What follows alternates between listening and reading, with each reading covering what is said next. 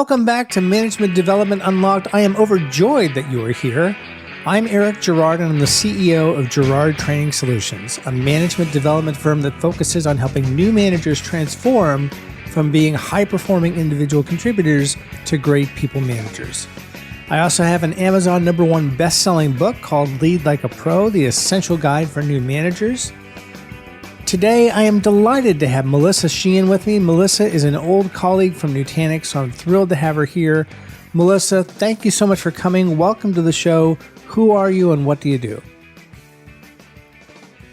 Of course. Thank you so much for having me. So my name is Melissa Sheehan. I am physically based in San Francisco, California. And I'm a marketer by trade. So I've worked in various domains within marketing for the last 15 plus years.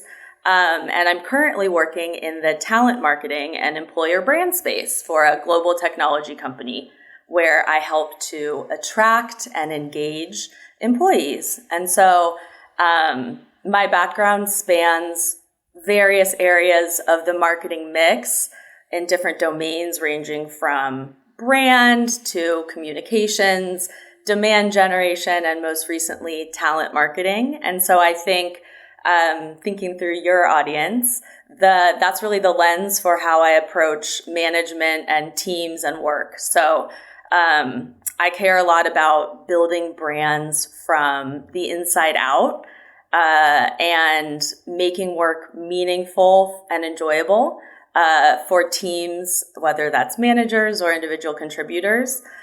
Through things like inclusive leadership and impactful communication. So very excited to talk with you today. Right on. Thank you. Well, this is going to make for an interesting conversation because today we're going to specifically focus on common missteps managers make when communicating with their teams. And we'll be looking at the impact of that and how to address it. So I'm super excited. I think this is really important for new managers who may not be aware of how their communication comes across and how it really affects their teams. One of the things that I like to say in my courses is that the manager defines reality, and to an extent, the manager has a huge impact on how you feel inside and outside of work. Maybe more of an impact than your therapist, more of an impact than your wife or your husband or your significant other. So this is important. Getting the communication right is important. And so with that intro, my first question to you, Ms. Sheehan, is why is communication a crucial skill for managers? That's such a good question. Yeah. And I think just starting with the why, communication is it's everything, right? It's one of the most, if not the most important skills in the workplace. And I think in life too. As thinking through, when I was in my first management role, it's really like the foundation of how you build strong, productive relationships at work, whether that's with people you work with across the business or a team that you're managing or your manager too, right? So I think it's an important lever that really directly impacts your ability to earn credibility, to inspire and motivate your team and teammates, and to really rally people, hopefully, behind a vision of what success looks like and how you're going to get the work done. Cool. All right.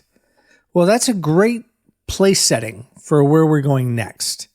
And then the next question is kind of a double click, which is, what are some of the missteps that managers commonly make in their communications, especially with their teams? Yeah. I think a few different things come to mind for me. One is I think that sometimes managers and leaders can share out information a lot and have a tendency to perhaps share the message, but have it feel a bit one-sided. So I would say one-sided communication, or maybe talking too much, sharing too much, telling what you're doing can be a challenge for some managers. As a manager, it's very important that you're cognizant of the power dynamic that exists with your team.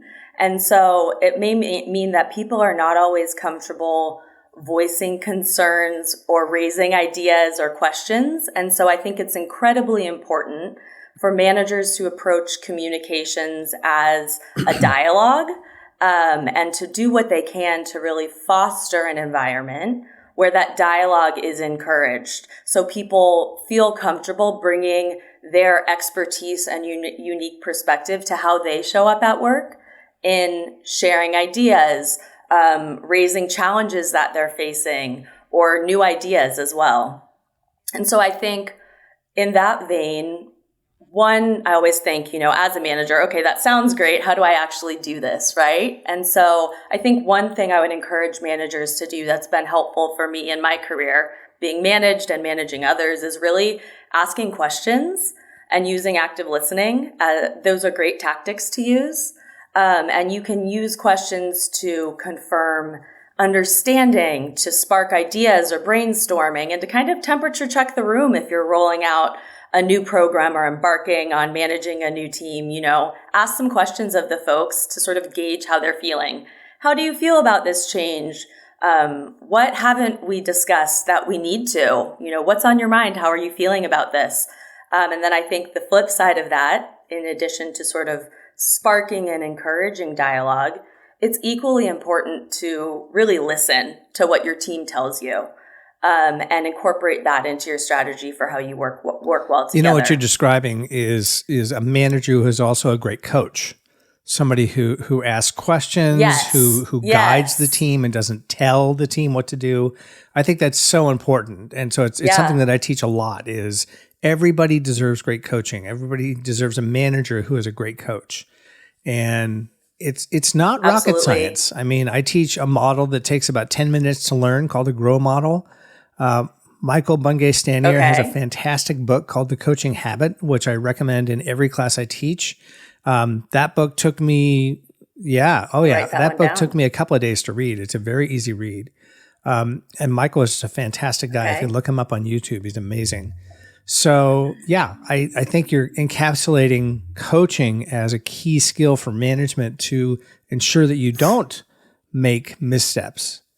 But let's say you've made the misstep. Let's say you've talked too much. Let's say you've told the team what to do. Okay. You've pushed too hard. What's the impact of these missteps? Yeah, that's a good question. I think, so in my current role, I look after our employer brand, and part of that is our employer reputation. And so I think there's a couple different implications. One is that, how does it affect the manager? And so I think if your communication goes sideways or your actions don't align with, what you've expected of your team, it can often lead to friction, right? That could be a frustrated employee, someone who doesn't feel seen or heard, or in the worst case, someone who is so upset and angry, they just kind of disengage and are unmotivated at work, which is not a great place to be. So in my role, I monitor our reputation on sites like Glassdoor and Blind. And so my message to managers is the way that you communicate with your team, those words and actions, they really do matter. That frustration that employees feel when something goes sideways, hopefully, best case scenario, they will come to you and talk with you about it so you can work through it and resolve it together. But again, there is a power dynamic when you're managing someone. So people don't always feel comfortable and safe doing that. And if they don't feel comfortable bringing things to you and having that open dialogue, I think it can sometimes come out in negative ways. So it could be them letting it rip on a group text with their family or their spouse or, their friends, complaining about, your working relationship. It could mean that they complain or kind of gossip with other coworkers, which doesn't put you in a good spot. It tarnishes your brand, right? And your reputation at the company. And worst case scenario, I read a lot of our Glassdoor reviews, and people can also anonymously vent about you or the company in public forums that candidates or customers might see. And so beyond the impact on the manager, it really also hurts the motivation of the team and how engaged and able they are to be successful at the company and in moving your goals forward. And then it also hurts the company reputation potentially, if it's kind of not nipped in the bud, and can hurt your company's ability to attract future talent and employees, or even potentially hurt deals, right? Customers thinking about working with your company and seeing negative things about your brand out there on the Yeah, internet. absolutely. I remember when I was working at Nutanix, I remember seeing some stuff on Blind that was just amazing. Like there was some really upset people, and that did impact the company's brand for a little while. So it's something to watch out for. It's like your actions as a manager aren't just between you and that one employee. There are circles and rings of influence that go out. The internet, once it's on the internet, you can't take it back, and it goes everywhere. So just something to think about. Yeah. I will say, let's say it does blow up. I do think you can kind of course correct and bring it back. Like the one good thing about when something goes awry is it is an opportunity to sort of understand what went wrong, what's not working, and think about how you can incorporate that learning to hopefully do better in the future, right? Absolutely. All right. Well, let's flip this around. Let's look at the good stuff. So what makes a leader a successful communicator? Yes, great question. So I think a few things. First, I would say clarity and focus. We live in a world where there's a lot going on. Some of us are in person, some of us are working remotely, or maybe perhaps hybrid like I do in my current job. And there's a lot going on, like people's attention spans are short. And so I think a leader and a good manager has the ability to kind of cut through that noise and make complex things simple. So I think communicating directly is incredibly important, not focusing on all the things, but what is the most important thing to focus on. I think in terms of managers, there's also a huge opportunity to not just articulate, this is what we're working on, or this is what our goal is, but to help paint a larger picture of what your roadmap is. So what is your vision for the team? How does that contribute to the company's mission and vision? How is that the work that you all are doing going to benefit the individual and their growth and career trajectory in their current role and maybe even beyond the company? How is that going to benefit the company's growth or brand reputation? And then to get a step below that, I would also encourage people to be really clear on who is doing what by when. So not just saying we're working on this, but help your team understand the role that they each play in the relay race that is work. So who is doing what and by when, right? Beyond clarity and focus, I would also say it's incredibly important for leaders to be consistent in how they communicate. And that can be through words, and it can also be through actions. So I think repetition is important to some extent. It's important to be a broken record to help continually reinforce your vision and roadmap for the team and help orient people back to that. You can't just assume that if something is communicated once in a meeting or an email that it's absorbed and carried forward. You have to kind of repeat it in different ways through different channels. And to some extent kind of be a broken record to help people absorb it and like really kind of take it in. And then I think consistency in actions is really important too.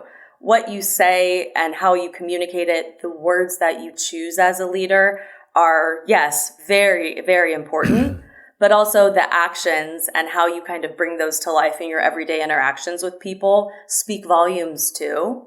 And so I would encourage people leaders to really think through how you're modeling and reinforcing the behavior and performance expectations that you're asking of your team. Because I'm sure we all can think through times in our career when you've worked with someone who their actions and words don't match, and people call you on your BS, right? So think about how you can strive to do that. And if for some reason things go awry, like own it, right? It's okay to be human and not have it all figured out. Leaders and managers aren't perfect sitting in this ivory tower. We have bad days. We have blind spots. We don't have deep expertise in every area of the teams that we're managing always. And so it's a bit messy, but also beautiful. And I think that's okay. But yeah, again, being human, I think is an important message I completely agree. And what you've just outlined is an excellent goal setting method and also a way to build trust. So I would absolutely echo that. Have you ever read anything by Yeah. Patrick Lencioni? Have you read The Five Dysfunctions of a Team? Yeah. Yes, yes. One of my former interns who I managed several companies ago, he's now getting his MBA. He actually, that was one of the books that I think he was reading for school. And so he mentioned it to me and I read it after. Yeah, it's a great book. I'm an avid reader, so I always love listening to podcasts and reading books to kind of, Patrick Lencioni is amazing. Too. So another thing to add to the list, The Five Dysfunctions of a Team and Building Trust. Okay. All right. Well, let's talk a little bit about how managers can do things better. And specifically, let's talk about humanizing communications. How can a manager humanize their communications? Yes. Sounds so simple, but like, what does that actually mean? I think first and foremost, we're all different individuals and we come with different perspectives and personalities. And I think that's a very beautiful thing. So I would encourage managers to think about how you can lean into embracing your unique voice and tone. And instead of, talking like a corporate robot or mirroring all your communications after the words and style of your CEO, find what feels comfortable to you. Some recommendations would also be to, try to avoid corporate speak or buzzwords. Use common language. Language doesn't have to be so flowery and complex. Say it in a simple way to help be kind of concise and precise about your intent. And I think really lean into like being your authentic self and how you communicate with your team. And hopefully by you doing that and modeling that, it will encourage your team to show up as themselves too. Because I think of it like a sports team. Everyone that you work with has different capabilities and personalities. And I think you really get the best output and outcomes when everyone can kind of lean into their style. And you've got this unique chemistry of the different folks that are, your players on your team. Excuse me. Yeah, I like that a lot. And it reminds me of a manager I worked for briefly at a company in Silicon Valley who absolutely parroted everything their CEO said. Every little piece of jargon, every weird turn of phrase, this person would parrot. Yeah. And they just seemed like such a corporate, I'm going to be politically incorrect here. This person seemed like such a corporate weenie. And I was just like, what are you doing? Like, just speak English. Just talk to us. Yeah. It feels intimidating. And, I think to some extent, managers do have to like parrot what leadership's vision is, right? It's their job to kind of translate that for their team. But it doesn't have to be the exact same words and phrases, right? You can adapt it. The important thing, I'm wearing my marketing hat, the important thing is like, how do you adapt that and translate it for your audience in a way that they understand? So find your voice, use the words that will make sense with the people on your team. And, it's, I think that's kind of most important. I think also when things are very complex, it can be very easy for people to communicate things in like a very abstract way. And so I think as another great way to humanize communications can also be to leverage stories and real examples from past companies or drawing from your personal experience outside of the office too, to help people wrap their head around these complex concepts and understand why the work that they're doing matters. And, sharing a bit of your personal experience and who you are as a human outside of just your job title and the work that you're doing, I think is also an amazing way to really earn credibility with your team and hopefully encourage them to do the same. Because at the end of the day, work is so much of our day and our week. It's often more time than we spend with our friends and family. And so I think any opportunity to kind of build personal connections, infuse empathy, warmth, and maybe even introduce levity and humor into how you communicate and engage with folks, I think really goes a long way. And I remember Eric and our time working together years ago, I think levity and kind of whimsy is something you're so amazing at including in, how you engage with folks and approach learning and development and coaching. It's something that stood out to me Thank you. about you. Yeah, I try to have fun. I try to, be myself and have fun and Yeah. enjoy myself. And I think that leaders and managers need to be good storytellers. And so there are many books and many courses on storytelling. I have a favorite right here next to me by Mark Carpenter and Daryl Harmon, wrote a book called Master Storytelling. Okay. And the subtitle is all about how to turn your experiences into stories that teach, lead, and inspire. So would encourage you to pick up that book or another book on storytelling and find a way to tell stories that really grab the attention of your team and get them galvanized in the action that you need, and absolutely as a manager and as a leader, you need to get everybody aligned under what the CXO and the C-suite is doing. But being yourself and being human while you do it, I think is key. Yeah. Yeah. And people really remember stories more than corporate jargon, right? It helps kind of solidify things in your brain. So I think, that's a beautiful tool to use when possible. Yeah. Turning now to DEI. We live in a world where diversity, equity, inclusion, and belonging are becoming increasingly top of mind. What can managers do to communicate with an inclusive lens? That's a great question. So I think one thing I would encourage managers to do is to listen to and get to know communities that they are not a part of. So, for example, at the company I'm working at now, we have employee resource groups, and these are affinity groups where people from a similar background or perspective come together to sort of share their experiences and support one another. So in my role in employer brand, I've had the opportunity to work really closely with these groups. So we have a veterans group, a Latinx group, a Black employee group, a women's group, an LGBTQ group, and a group that celebrates neurodiversity.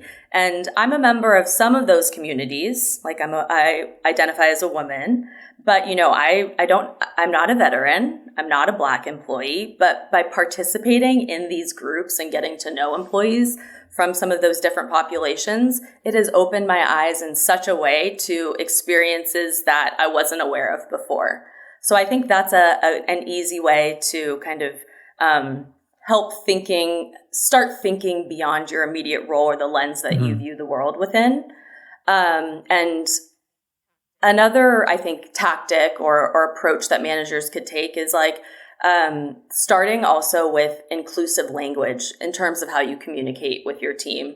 So an example from a former company, I remember I was at a sales kickoff event where our marketing team and our sales folks came together. And I remember seeing one of the very esteemed leaders on stage who was giving his presentation. And he was talking about the amazing work our sales guys were doing. And as a woman in the audience, that I know that he didn't mean it in a malicious way, but if you're trying to attract and engage female employees, what if you said salespeople instead, right?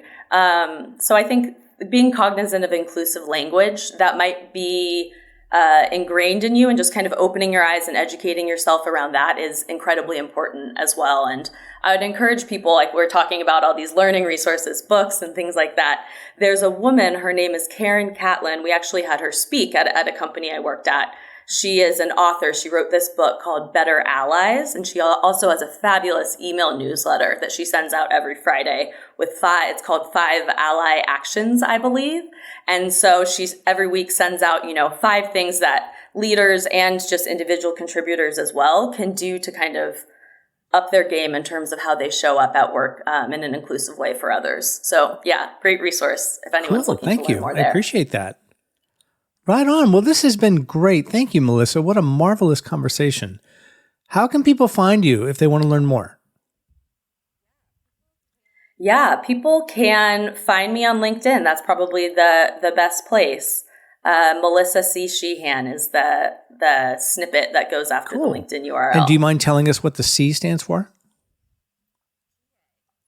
Chie. So my mother was born in Japan, and it's a Japanese name. I had no idea. I did not know that. Yes. Yes. Yeah. Half Wow, Japanese, cool. half Irish. I'm a mutt. I'm a total mutt, but I'm all European. You've got multiple cultures Okay. going Okay. on. Cool. Yeah. Yeah. Well, with that, thank you for listening. Please subscribe to the show and connect with me on LinkedIn.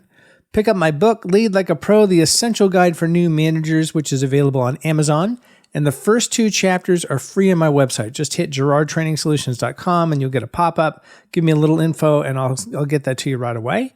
And if you'd like to chat about how I can help you or your new managers, please drop me a line via my website. Again, that's GerardTrainingsolutions.com. With that, we will catch you on the next one. Bye-bye.